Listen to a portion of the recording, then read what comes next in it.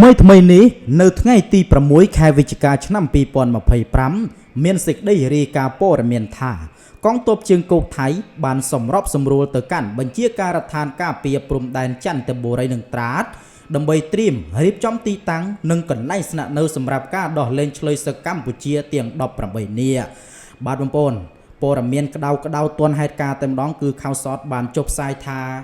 ថៃនឹងត្រៀមដោះលែងទាហានកម្ពុជាយើងទាំង18នាក់នៅថ្ងៃទី12ណោះឥឡូវយើងចូលទៅកាន់តាមដានទេសនានុព័ត៌មានទាំងអស់គ្នានេះគឺជារូបទាហានរបស់កម្ពុជាយើងបងប្អូនហើយព័ត៌មានទី2ក៏ពាក់ព័ន្ធទៅនឹងលោកតាណវ៉ាត់បងប្អូនតាណវ៉ាត់ដែលមានបញ្ហាពាក់ព័ន្ធទៅនឹងរឿង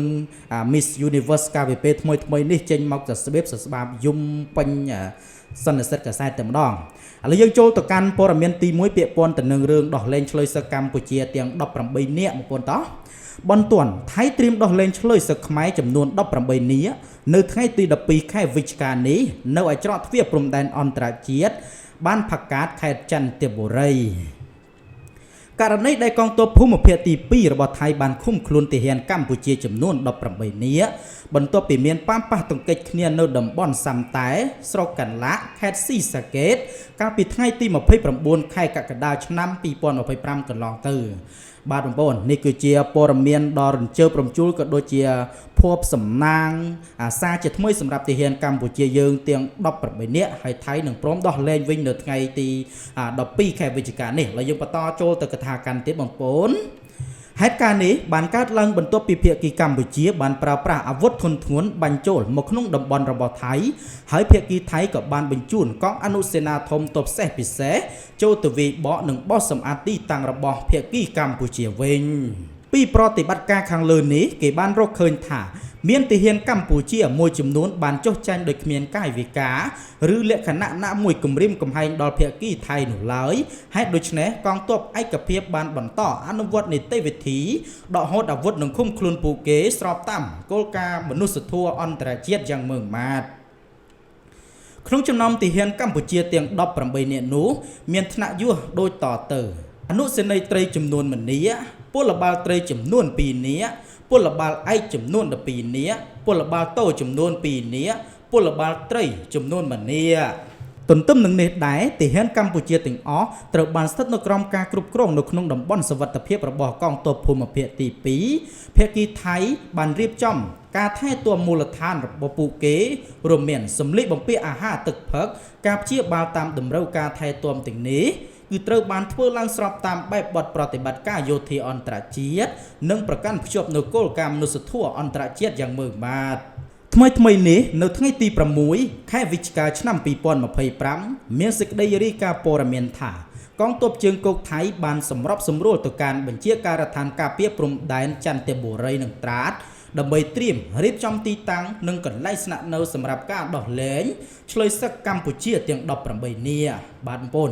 នេះគឺជាព័ត៌មានដ៏ល្អមួយសម្រាប់យោធាកម្ពុជាយើងទាំង18រូបដែលថៃនឹងព្រមដោះលែងហើយបងប្អូនគឺព្រមដោះលែងហើយនៅថ្ងៃទី12ខែវិច្ឆិកាខាងមុខនេះឥឡូវយើងចូលទៅកាន់ព័ត៌មានមួយទៀតពាក់ព័ន្ធទៅនឹងរឿងលោកតាណវ៉ាត់បងប្អូនឃើញយំសស្លេបសស្បាមចេះនេះគឺជាការសម្ដែងរបស់គាត់ទេអាចក៏ថាបានដែរណាបងប្អូន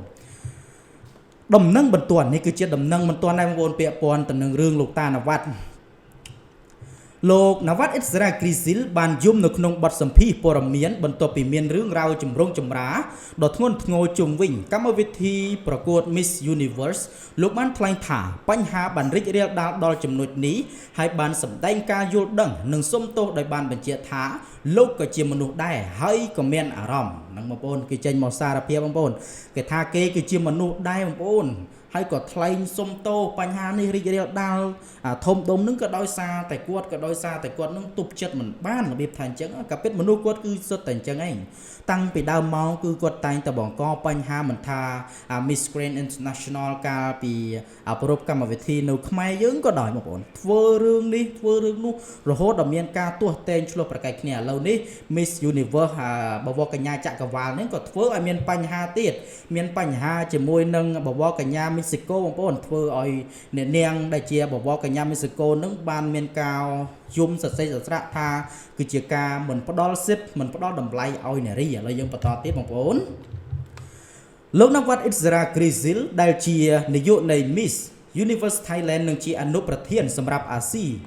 និងអូសេអានីនៃអង្គការ Miss Universe បានចេញមុខសុំទោសជាសាធារណៈនៅក្នុងសន្និសីទសារព័ត៌មានដោយស្រក់ទឹកភ្នែកបន្ទាប់ពីលោកបានជេរប្រតិចដាក់បវរកញ្ញា Miss Universe Mexico 2025កញ្ញា Fatima Bos នៅចំពោះមុខ Peccanary ផ្សេងទៀតនៅក្នុងអំឡុងពេលផ្សាយផ្ទាល់បងប្អូនគិតមើលគឺវាពិតជាគួរឲ្យខឹងខ្លាំងមែនតើបងប្អូននៅចំពោះមុខបេក្ខជន Peccanary របស់ប្រទេសផ្សេងជាច្រើនទេក៏ប៉ុន្តែលោកតានវត្តហ៊ានជេរប្រតិចបដាសាធ្វើឲ្យអ្នកណាដែលគេមិនខឹងបងប្អូនឥឡូវយើងបន្តទៀតលោកបានថ្លែងសុំទោសដល់ Peccanary ទាំងអស់និងអ្នកគ្រប់គ្រងជំវិញពិភពលោកប្រសិនបើមាននរណាម្នាក់មានអារម្មណ៍មិនស្រួលឬរងផលប៉ះពាល់ដែលបានលើកឡើងថា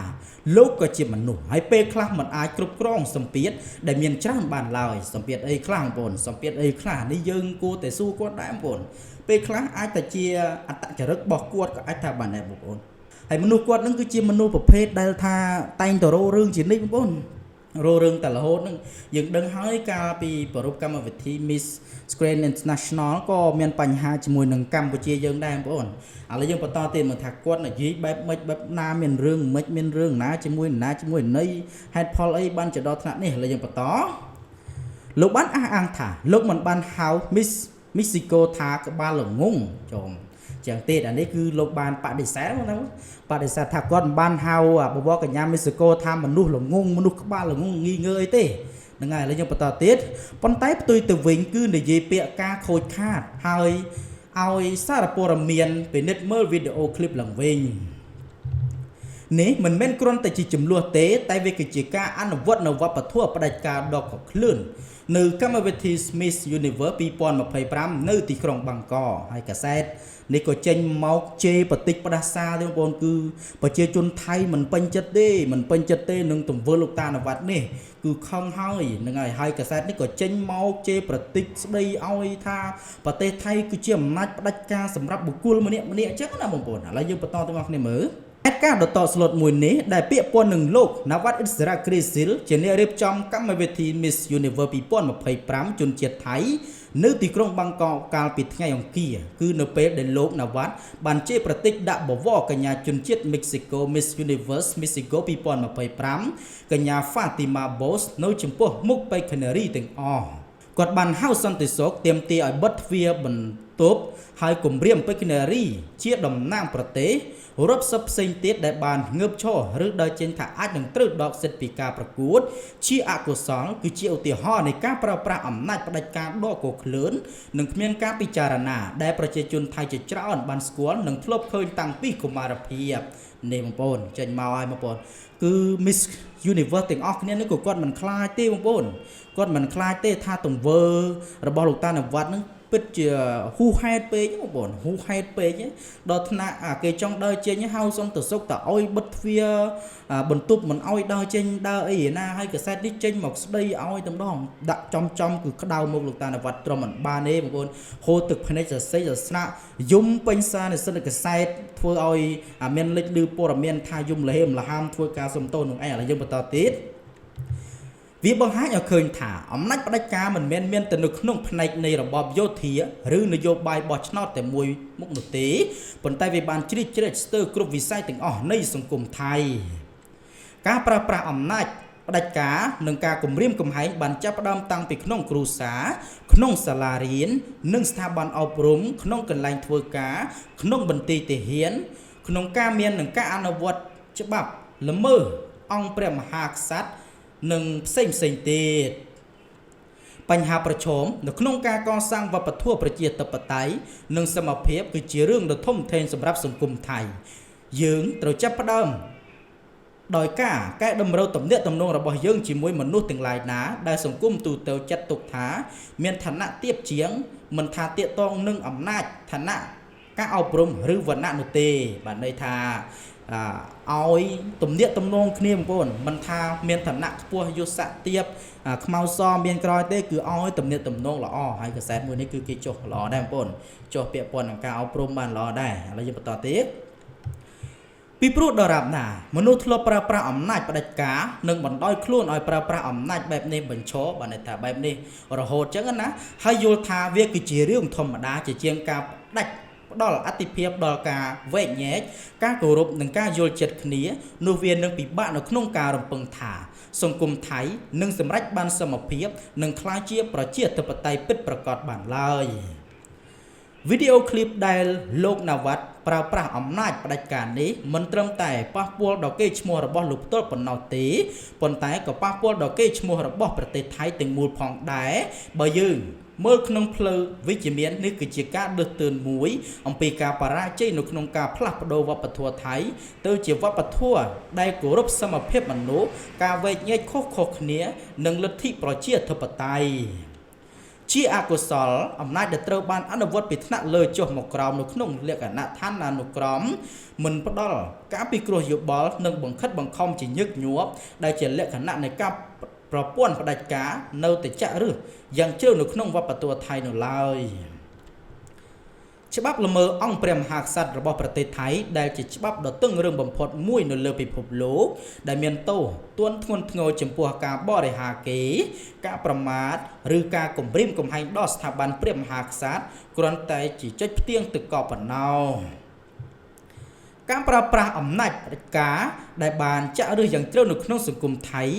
បានហួសវិស័យនយោបាយត្រូវបានបង្ហាញយ៉ាងច្បាស់ក្រោមពន្លឺភ្លើងនឹងការផ្សព្វផ្សាយកាលពីថ្ងៃអង្គារនៅសន្តាគារប្រណិតមួយនៅក្នុងទីក្រុងបាងកកនៅលើឆាកមួយដែលពិភពលោកមូលច្រើនជាងគេគឺកម្មវិធីប្រកួតបវរកញ្ញាចក្រវាល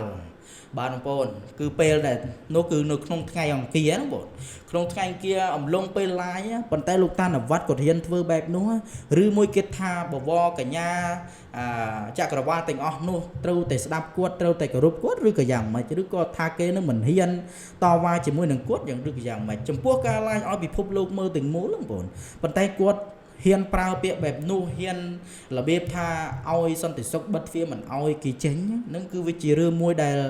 មិនត្រឹមត្រូវទេហើយគឺវាខុសខ្លាំងតែម្ដងបងប្អូនពាក្យព័ន្ធទៅនឹងរឿងសេចក្តីថ្លែងការណ៍បងប្អូនសេចក្តីថ្លែងការណ៍ពីក្រុមហ៊ុន Miss Grand International Public Company Limited ហ្នឹងបងប្អូនហ្នឹងហើយគេចេញសេចក្តីថ្លែងការណ៍មកឲ្យពាក្យព័ន្ធ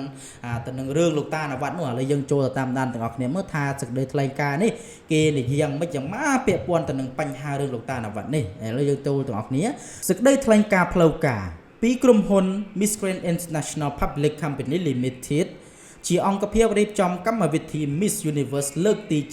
74ក្រុមហ៊ុន Miss Grand International Public Company Limited ក្នុងនាមជាអង្គភាពរៀបចំជាផ្លូវការនៃកម្មវិធី Miss Universe លើកទី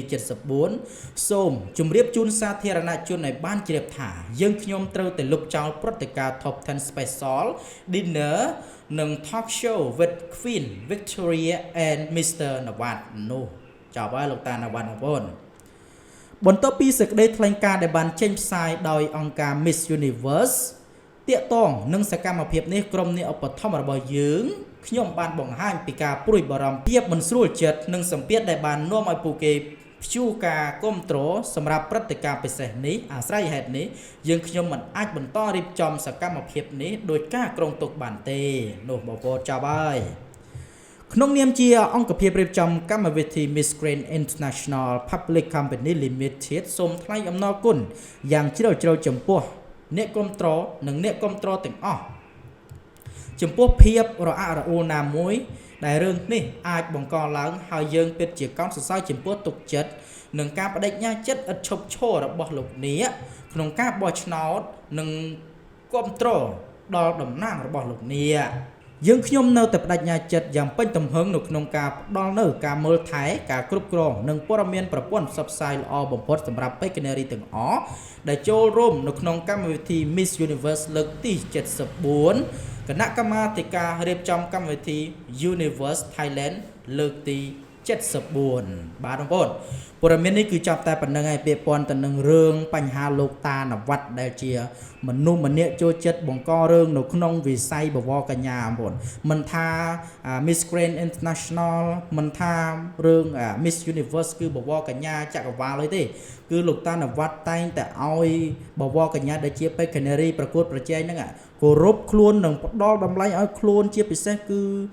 ឲ្យមានការប្រម៉ូទផលិតផលប្រម៉ូទវប្បធម៌ថៃហ្នឹងហើយមានការបង្ខិតបង្ខំជេរប្រតិចផ្ដាសាធ្វើឲ្យបវរកញ្ញាទាំងអស់នោះមិនពេញចិត្តនឹងឲ្យមានការខឹងសម្បាដល់ថ្នាក់មានរឿងបែបនេះបែបនោះឥឡូវរហូតមកដល់ពេលនេះគឺម្ចាស់ក្រុមហ៊ុនហ្នឹងម្ចាស់ក្រុមហ៊ុនហ្នឹងគឺមានការមិនសប្បាយចិត្តក៏ដូចជាបានផ្ដាច់បានលុបចោលនៅកម្មវិធីខ្លះៗដែរហើយព័ត៌មានគឺមានតែប៉ុណ្្នឹងឯងខ្ញុំក៏សូមគោរពជ្រាបលានិងសូមអរគុណ